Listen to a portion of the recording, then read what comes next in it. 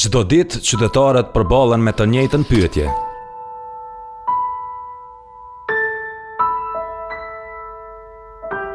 Si të ja dalin deri në fund të muajit? Ushqimet bazë kushtojnë më shumë. Energjia dhe shërbimet janë shtrenjtuar, ndërsa shumë familje thonë se paga nuk po e ndjek ritmin e rritjes së çmimeve. Por pse ndodh kjo? Kush përfiton e kush humb?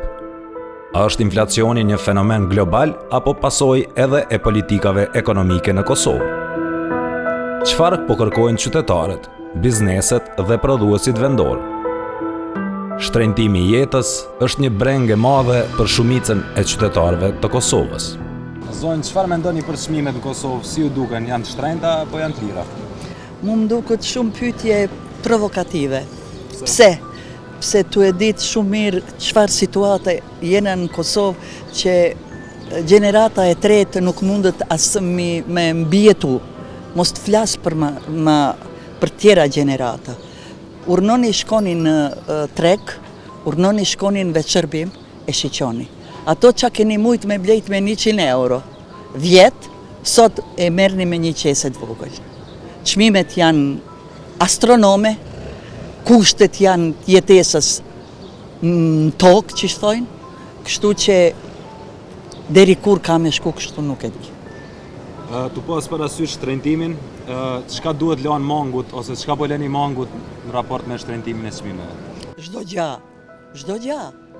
Çdo gjë, duke u nisur prej infrastrukturës që duhesh me pagujt. Duhesh me pagujt rrymën, duhesh me pagujt ujin, duhesh me pagujt këtë bërlogun, do me thonë këto pa tjetër. Ata që kanë kredina, ajo është veç pralla në veti, edhe thash ka po jetë.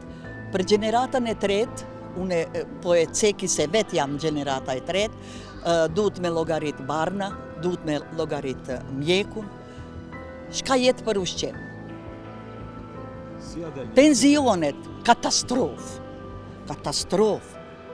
Unë jam ekonomiste e diplomuar, 40 vjetë kam punuar, edhe kam pas gjithmonë të ardhurat personale mbi nivel mesatar, pensioni vetëm një herë me këtë qeveri mu ka rrit 20%. 318 euro më vjen marre me thonë sa e kom pension. Marre vjen. Turp më vjen. Mos të flasë për këta tjertë. Është 10%, 2-13% populatës që janë pasanik, por kjo tjera. Faleminderit shumë. Po tash këtë për shfrytëzojnë inflacionin. Dikun ja don, dikun ja s'ja don, dikun ja i kam venon, dikun ja si kam venon. Çka shpenzoni më shumë në ushqime, në shëndetje, çka shpenzoni më shumë, çka duket më shtrajt? Po gjitha që kemë nevojë për familjet tonë nuk është diçka problema, mo gjithmonë veç me mendu për ata që s'janë sikur na. Çaj është pak ma. Faleminderit. Për shumë familje, inflacioni nuk është vetëm një term ekonomik, por është zgjedhja e përditshme mes nevojave bazë dhe pamundësisë për të i përballuar ato. Bizneset thonë se nuk janë vetëm ata shkaktar të çmimeve, por edhe viktima të kostove në rritje. Mbi të gjitha, përfaqësuesit e bizneseve ankohen për mungesë të politikave ekonomike shtetërore. Zotri Rafuna, na trego, të lutem, si e shihni çështjen e inflacionit në Kosovë, ju si odë ekonomike e Kosovës? Çfarë mendoni, si mund të ndihmojmë bizneset njëkohësisht duke ndihmuar edhe qytetarët? Po ne si odë ekonomike, nivelin e inflacionit në masën që është sot sipas danave të Agjencionit të Statistikave të Kosovës, e shohim me shqetësim për shkak se është inflacioni më i lartë në rajon, po edhe në Evropë. Dhe kërkesa jonë qysh nga viti i kaluar kur e pam që ose kur e matëm që do të fillon me lëviz inflacioni, kërkesa jonë ka qenë për Qeverinë e Republikës Kosovës që ta sjellë një paketë në mënyrë që ta ulë sa më shumë inflacionin të ndihmojë qytetarëve të Republikës Kosovës. Ndihet që inflacioni është ullje standardit jetësor për shtetarët e Republikës Kosovës dhe është dashur që të mirën veprime konkrete me masa fiskale, administrative, po pse jo edhe me masa ta quajmë politikës monetare, edhe pse ne s'kem monedën tonën, mirë po të ndërhyrja të pjesa e kredive, interesave të kredive, ka mundur që të ndihmon edhe bizneset, po edhe qytetarët e Republikës Kosovës. Qeveria Kosovës tentoi që t'japi një ndihmë ndaj qytetarëve të Kosovës duke shpërndarë 100 miliona eurosh, por sa është e prekshme për mirëqenien e qytetarit dhe njëkohësisht edhe për uljen e shkallës së inflacionit. Po në fakt këto dhënia e këtyre, si ta quajmë, shtesa, apo ndihma, apo s'di si ta quaj, të njëhershme, si që ishin ka 100 euro për Leonite për këto, në fakt me këto vetëm e ka stimulu inflacionin, për shkak se e ka rrit kërkesën për konsum. Dhe në momentin që është rrit kërkesa, atëherë padyshim që edhe çmimi shkon lart. Dhe Kosova dihet që është ekspozuar ndaj importit, ku importit po na shkojnë rreth 7 miliardë, atëherë padyshim që një pjesë të inflacionit ne importojmë, mirë po edhe me shumë veprime tjera e kemi ndihmuar brenda vendit tonë që të rritet inflacioni. Shifne për shembull vitin e kaluar kishim rritjen e çmimeve të derivateve të naftës. Edhe ne kërkuam nga qeveria që të ndërmerr masa, ta ulë TVSH-n apo ta largon përkohësisht, po edhe tatimin e akcizës ta ulë ose ta largon përkohësisht, domthonë të lëviz me njërin prej këtyre tatimeve, mirë po nuk pa ndonjë veprim dhe padyshim që me këtë edhe e rriti inflacionin. E dyta çështja e energjisë elektrike, vitin e kaluar, po ashtu është një ndër elementet që më shumë të i kanë kontribu rritjes inflacionit në këtë nivel.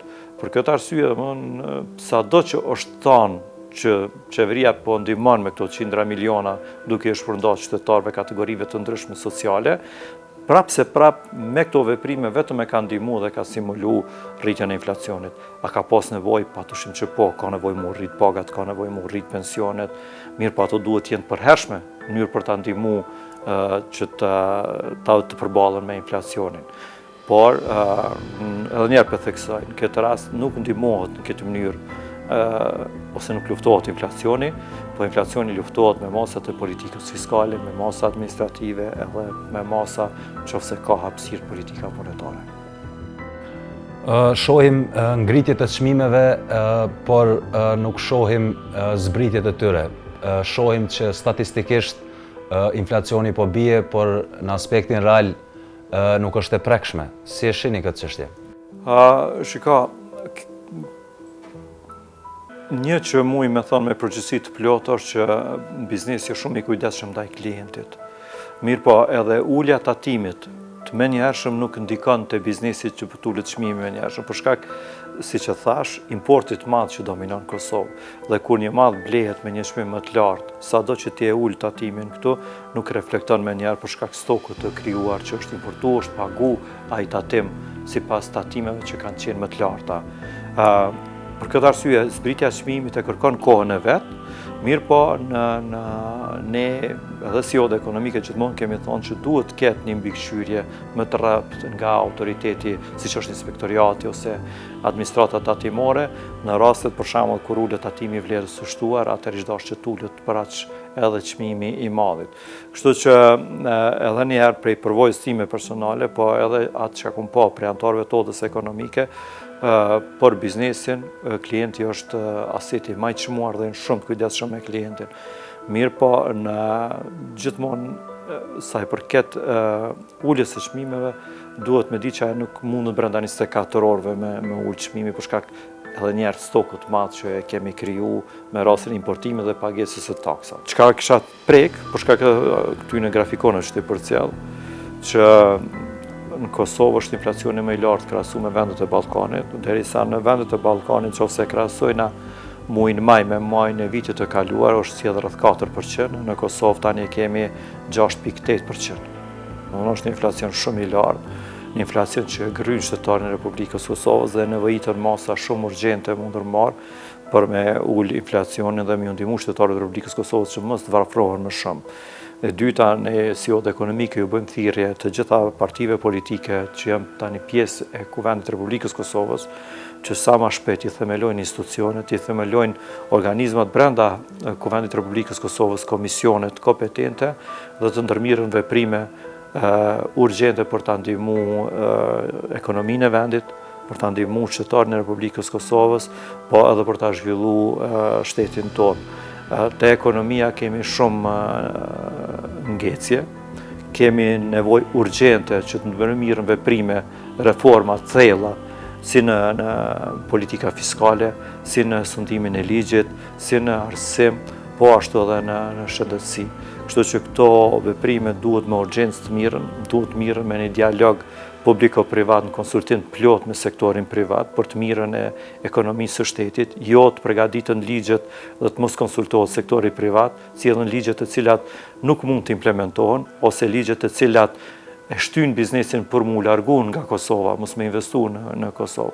Për këtë arsye kemi nevojë urgjente që të kemi një konsultim, të kemi një transparencë, të përgatitum ligje të mira dhe ta çojmë përpara ekonominë e shtetit tonë. Sipas Odës Ekonomike të Kosovës, këto janë normat vjetore të inflacionit për 6 shtetet e Ballkanit Perëndimor.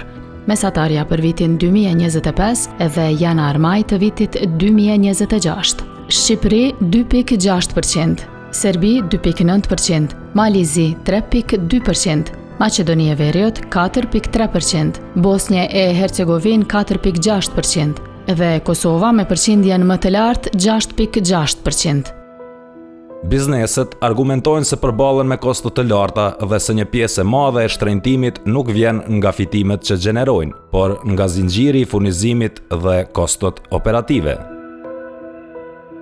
Në anën tjetër, edhe prodhuesit vendor thonë se ngritja e çmimeve apo inflacioni nuk luftohet vetëm duke kontrolluar çmimet, por duke rritur prodhimin vendas. Zotri Ajvazi, çfarë mund na thoni si përfaqësues si shoqatës prodhuesve të Kosovës se si po ndikon inflacioni tek prodhuesit kosovarë? Po është një shqetësim, thuaj se tash gati për pandemisë, lufta në Ukrainë, dhe është një zinxhir i vazhdueshëm gati 5-6 vite që s'kemi stabilizim të çmimeve. Dhe normalisht kjo situatë ndikon direkt në fund të shporta e konsumatorit, e sidomos të prodhuesit vendor, kur dihet që na kemi import jashtëzakonisht shumë madh dhe pjesa kryesore e importit është lëndët e para që bëjnë import të prodhuesit. Përveç lëndëve të para bazike janë edhe burimet e energjisë që të cilat kanë ndikuar bukur shumë në rritjen e inflacionit. Në muajin maj të këtij viti inflacioni ka kaluar deri në 6%, që është bukur jashtëzakonisht shumë. Edhe kjo detyrimisht ka me ndiku deri te lëvizja e çmimeve të bizneseve prodhuese. E tash kjo ndikon përveç kësaj na ndikon të një direkt të shporta konsumatorit edhe ndoshta edhe jo konkurrent në rraf me biznese tjera. Në çfarë forme do mund të ndihmojë prodhuesi kosovar në mënyrë që të luftojmë rritjen e çmimeve? Po përveç formës në çfarë forme, edhe kur duhet të ndihmojë lind pyetja, sepse nëse nuk ka intervenim në kohën e duhur, kur ka domethënë nevojë biznesi, edhe ndihma e mëvonshme nuk është ndihmë në farë forme, sepse nuk jep efektin e vet. Së fundmi e kemi pas kërkesën për shkak të luftës së Iranit, rritja enorme e çmimit të burimeve të energjisë, sepse këto janë baza kryesore që kanë ndikuar direkt në prodhim, jemi të folë për gazin, për derivatet, edhe ndikojnë edhe në logjistikë, përveç të prodhimi në produktet bazike, lëndët e para, të cilat edhe importohen edhe kanë ndikuar në rritje të çmimeve, këto ndikojnë edhe në plasimin e produkteve përmes logjistikës, edhe çmimet e tona po bëhen jo konkurrente. Ka qenë një kërkesë që të paktën në situata të tilla të mundsohet largimi i akcizës, sepse kjo kish pas efekt direkt në menaxhimin e kostës së prodhimit të kompanive prodhuese. Nuk ka ndodhur dhe realisht tash jemi të përballë me ardhjen e reja të lëndëve të para, të cilat kanë çmimet e rritura dhe urojmë që mund të menaxhohet nga biznesi prodhues, por siç po shihet është pak problematike dhe sektori prodhues do ta ketë të detyrueshme lëvizjen e çmimeve, sepse Na e dim që çmimi në fund ka më parë te konsumatori final. Një pjesë normalisht absorbohet gjatë rrugës edhe nga bizneset, mirë po një pjesë patjetër ka më parë te konsumatori final. Përveç heqjes së akcizës, çfarë mendoni, çfarë ndihme tjetër mund të kishte prodhuesi kosovar në mënyrë që të ulë inflacioni? A ka ndonjë strategji tjetër që mund të propozoni? Me qenë se po shohim që organet shtetërore nuk e kanë mendjen me heq akcizën. Po tash në situatat e tilla ku biznesi nuk është mbështet direkt përmes heqjes, sepse kjo ka qenë ndihma më e shpejtë e mundshme, sepse në disa raste kërkojnë edhe votime në kuvend, edhe ne kemi pasur që është situata politike jo stabile, edhe ato procese zgjasin. Po na e kena edhe rastin e vitit kaluar kur na u ka premtuar që do t'ju mbështesim për tregun e lirë të energjisë elektrike. Ne kemi qenë takime dhe na u ka premtuar që do t'ju mbështesim në momentin që krijon institucionet për bizneset që kanë dalë tregun e lirë. Ato biznese ende përballen me gjykata dhe nuk kemi asnjë mbështetje. Na çka po kërkojmë në situatat e tilla, janë ndihmat direkte që ndikojnë automatikisht që është rasti i akcizës. Mirë po edhe shteti duhet me pas edhe një strategji kombëtare për industritë produse që për momentin ende nuk i kemi, është një drap. Edhe në situatat e ndryshme, kur ka inflacion edhe lëvizje të çmimeve, me mujt me pas ndihma direkte qoftë edhe përmes subvencionimit edhe të kamatave, kur ka, sepse bukur shumë biznes janë të ekspozuar ndaj kredive për zhvillimin e veprimtarive të tyre, ka pasur edhe të kaluarën edhe ka dhënë një efekt, nuk është domethënë diçka që s'mund përsëritet.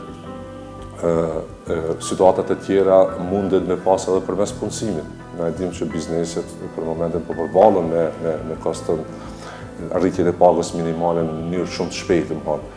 Inflacioni në mënyrë indirekte përveç mallrave nga importi, po ndikon edhe nga lëvizja e vendimeve ad hoc që po mirën në vendin tonë. Vitin e kaluar ka domethënë tregu i lirë energjisë, paga minimale 2 herë brenda një periudhe 6 mujore, plus rritje tjera, ato detyrimisht ato mjete kanë me dalë në qarkullim edhe me kriju një inflacion që për momentin është bukur i lartë sa i përket kalkulimeve që i shohim na, domethënë lëvizjet e çmimeve janë përveç që janë të larta, janë edhe jo stabile.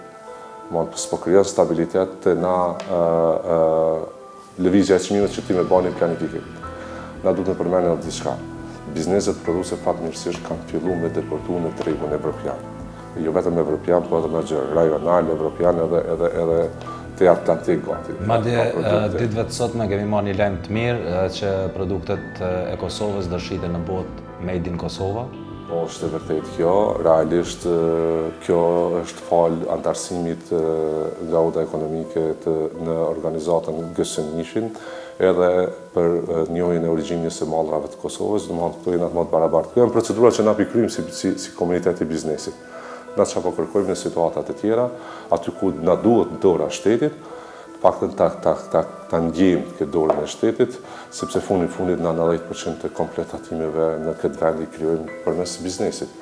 Dhe këtë çka çarkullon edhe këto investimet që ndodhin në mënyrë indirekte ndodhin përmes biznesit dhe ata biznes që kanë të punësuar në Kosovë. Po veçanërisht sektori produs është ai krucial, sepse duhet trajtohet më ndryshe. Sepse e vetmja formë për me mujt me ndalë në importin, është të prodhu ma shumë, që kur e kemi rastin me shërbimet. është i vetmi produkt që Kosova ka suficit. Shërbime ofron jashtë vendit, shumë më shumë se sa që ka important shërbime nga vendet e ndryshme në Kosovë.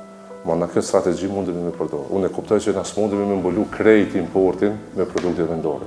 Mirë po, mundemi me kriju një strategji, me i targetu disa kategori të sektorëve produs, dhe ata sektor produs me i ndimu që me mujt me zvoglu importin. Mjeti kryesor për të luftuar ngritjen e çmimeve apo inflacionin, padyshim që është prodhimi më i madh vendor, i cili po ashtu ul nevojën për import. Sipas përfaqësuesit të prodhuesve kosovar, përveç që nuk ndihmohen nga shteti, ata hasin në pengesa për shkak të mungesës së koordinimit ndërinstitucional në vend. Prodhuesit vendor ne e dim që janë shpirti i këtij vendi, duke pas parasysh që e mbajnë një farë balanci shtetëror financiar, cili kish me qenë mesazhi juaj qoftë ndaj qeverisë, qoftë ndaj qytetarëve sa i përket raportit shtet-qytetar-prodhues. Në një nga takimet, kam qenë në qeveri i ftuar para 2 vite në Skaboj, tema e takimit u konë partneriteti publiko-privat. Edhe unë aty e ngrita zanin e thashë ndrënja titullim.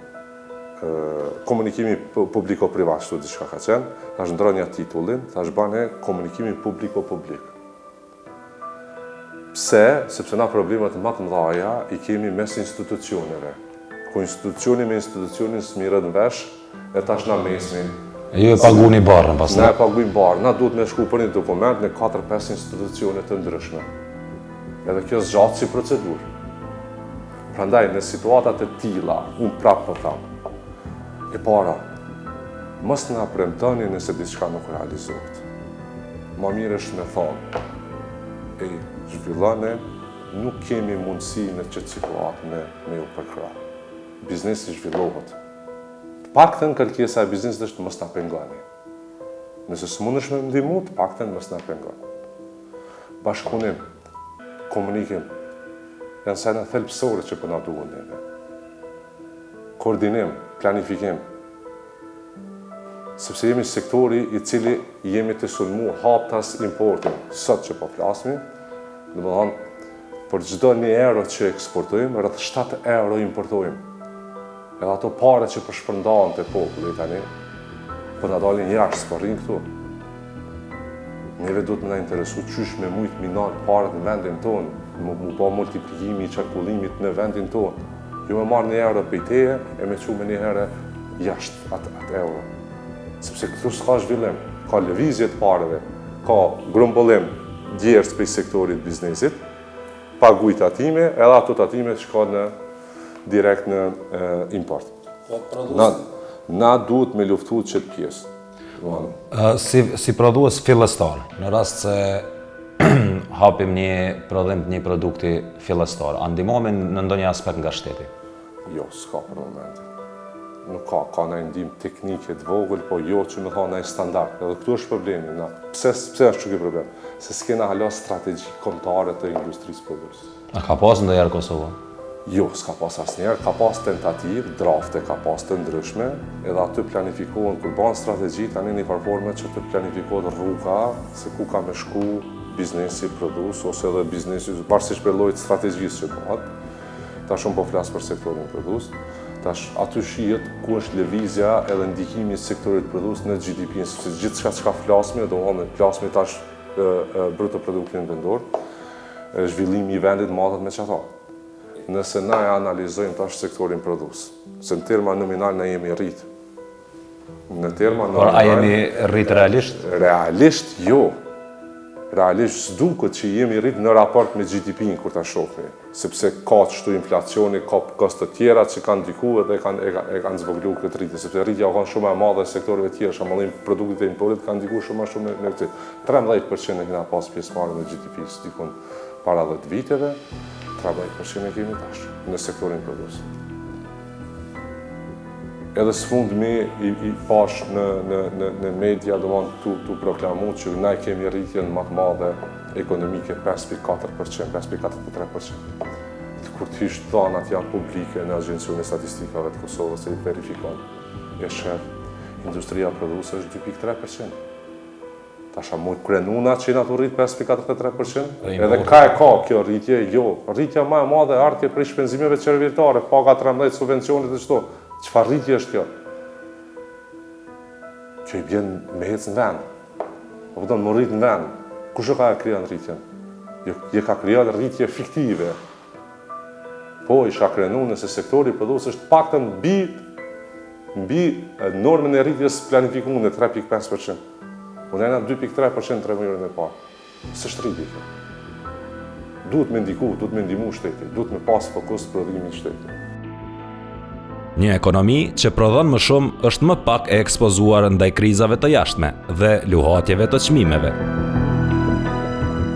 Kosovarët që jetojnë në shtetet perëndimore çuditen se si vendasit ja dalin të jetojnë me çmimet që janë në Kosovë. Sipas tyre, çmimet këtu janë parafërsisht të njëjta me ato në Finland, posaçërisht kur flitet për produktet ushqimore. Zotëria na tregon ku jeton edhe në raport me Kosovën, si janë çmimet atje dhe si duken në Kosovë. Përshëndetje së pari për juve dhe për ekipin e Klan Kosovës. Na kena ardhur dje, kena vrinë në Kosovë, jetojmë në Finland.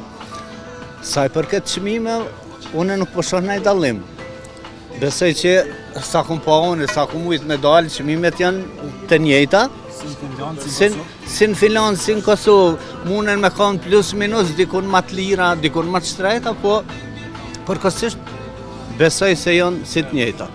Sa i përket ushqimeve, veshmbathjes, si ti të shkruaj? Muj me thonë veshmbathjet janë pak më të lira, se në Finland i kem bukur të shtrejta, varet tash çfarë firme merr, çfarë merr. Mirë, po edhe këtu nuk janë të lira. Për shembull, një litër vaj, Finland sa parë blen? Një litër vaj në Finland e blen 3 euro, 2 euro 80, që besa djekun ble edhe këtu po më duke 2 euro diçka, 1 euro 80, 2 euro gjysë e kom ble dje se për herë parë dola bleta, po me i krahazu me rrogat, me të ardhurat, besoj që çmimet janë shumë të larta këtu. Rrogat duhet me qenë edhe më të larta. Për me mbërri këto çmime që janë. Ngritja e çmimeve dhe mungesa e politikave për mbrojtje të konsumatorit po u kushton shumë qytetarëve, madje shumë prej tyre thuhet të kenë falimentuar. Shqetësimi qytetar në raport me inflacionin duhet të merret seriozisht, pasi që sipas përfaqësuesve për mbrojtje të konsumatorit, thuhet se falimentimi tashmë po i kanoset edhe shtresës së mesme shoqërore. Për inflacion mund të flitet shumë. Më pëlqej që e specifikuat që nga aspekti konsumatorit, sepse unë nuk jam profesor i ekonomisë, por megjithatë, duke u marrë me kauzën e konsumatorit, i mësova shumë disa tema. Inflacioni, jo vetëm të ne, në mbarë botën është duke bërë kardi. Dhe natyrisht se, po them natyrisht sepse kjo është natyra e problemit, është realiteti, kjo ndikon më së shumti mes konsumatorësh të varfër. Nëse kemi parasysh fakti se paga mesatare të ne është 10-fish më e ulët se në shumicën e shteteve të Bashkimit Evropian, nëse kemi parasysh se shporta është varësisht se kush si e matë, është për 2 deri në 10 herë më e vogël se paga minimale, atëherë mund të imagjinojmë se sa ka ndikim dhe si ka ndikim inflacioni. Para se të ndodhte paralajmërimi, unë e paralajmërova qeverinë edhe të qeveritë e mëparshme se qytetarët e varfër i kanoset falimentimi.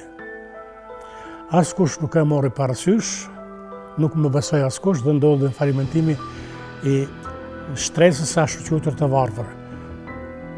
Nga ky 30%, 1/3 jetonte në varfëri të skajshme.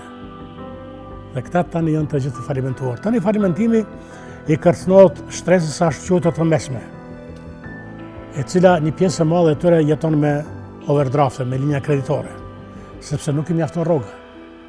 Dhe imagjinoni disa prej tyre, familjar, çifte të reja, i kanë nga 2 rroga, po s'u mjaftojnë. Dhe kjo është e gjitha merite inflacionit.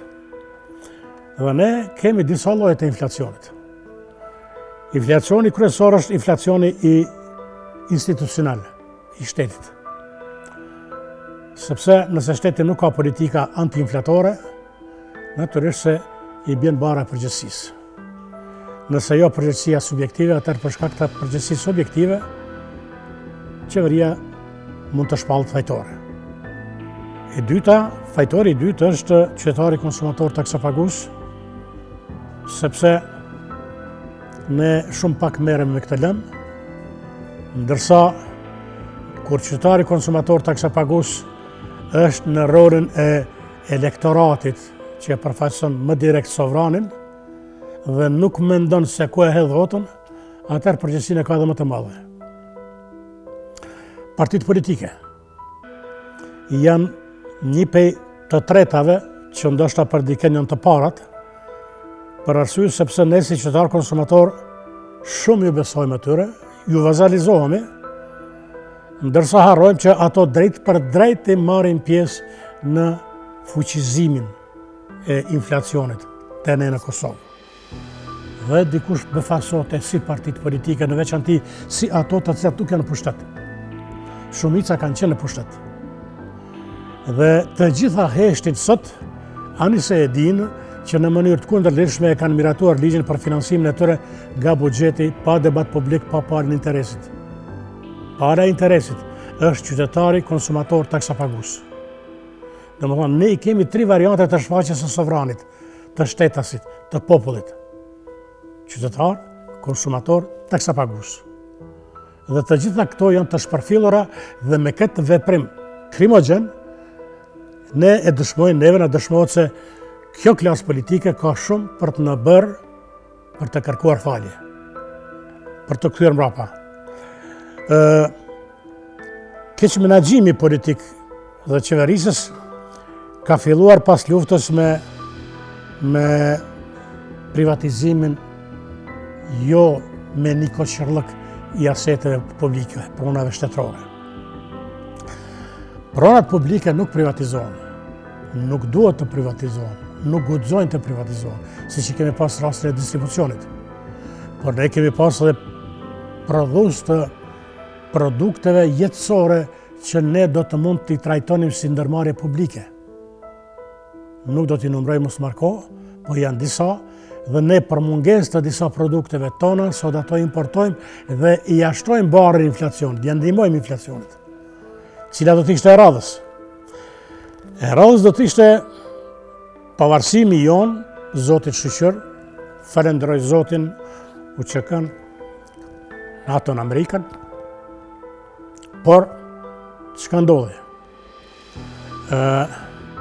Ne sot e kemi valutën, jemi barabar me Shtetet e Bashkimit Evropian, por as kujt, as që shkon mendja, as që guxon të mendoj që të kërkoj llogari nga Bashkimi Evropian, sepse ne nuk kemi shtet i fortë që ta përballojmë inflacionin që na vjen me euron. Ne nuk e kemi valutën tonë, mjetin tonë të pagesës. Po ta kishim, ne do të mundim një 5-10-15% të balansonim inflacionin, si që e bëjnë shtetet tjera. E radhës është importi.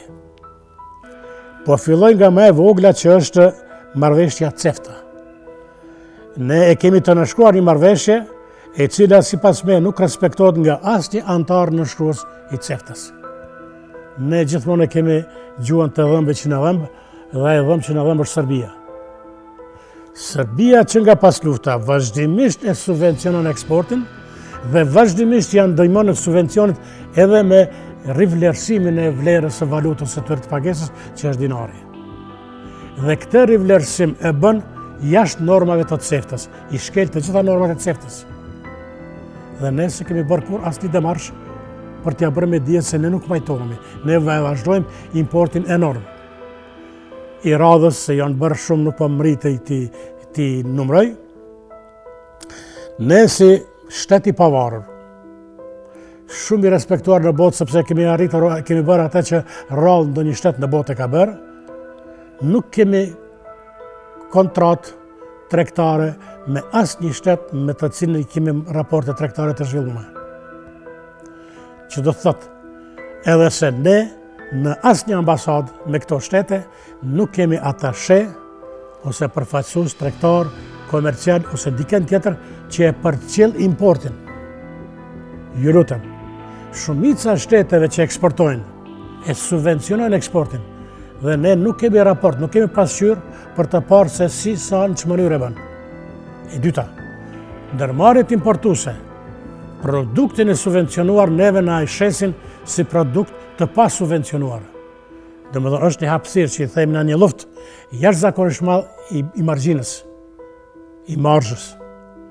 Domethënë ai produkt hin me çmim si të ishte në zonë në tregun gjerman, po në të vërtetë është deri 50% më i lirë. Dhe të jetë edhe më e keqe. Komponentet në atë produkt nuk janë të gjitha që janë deklaruar, skadenca nuk është ajo që është deklaruar, pesha nuk është ajo që është deklaruar. Këtë problem, se dikush akoma mendon që unë po flas për mensh. Këtë problem e kanë pas shokët e mi, kolegët e mi, konsumatorët e Kroacisë, të cilët Evropa nuk i ka përfill, i ka shpërfill. Por kur është pranuar Kroacia në Bashkimin Evropian, ankesat e tyre janë marrë parasysh, përgjigjja ka qenë okej, tash tutje nuk do të ketë shkelje të drejtave tuaja si konsumator nga bizneset e vendeve të Bashkimit Evropian. Inflacioni prek drejt për drejt cilësinë e jetës së qytetarëve. Bizneset thonë se kostot e tyre janë rritur dhe se nevojiten politika më të favorshme ekonomike, ndërsa prodhuesit kërkojnë mbështetje më të madhe për prodhimin vendor, si mënyrë për të forcuar ekonominë dhe zbutur ndikimin e krizave. Pyetja që mbetet është nëse institucionet do të marrin masa që jo vetëm të frenojnë inflacionin, por edhe të rrisin fuqinë blerëse të qytetarëve. Sepse, në fund të fundit, ekonomia nuk matet vetëm me statistika. Ajo matet me atë që një familje mund të vendosë në tryezën e saj dhe me sigurinë që ka për të ardhmen.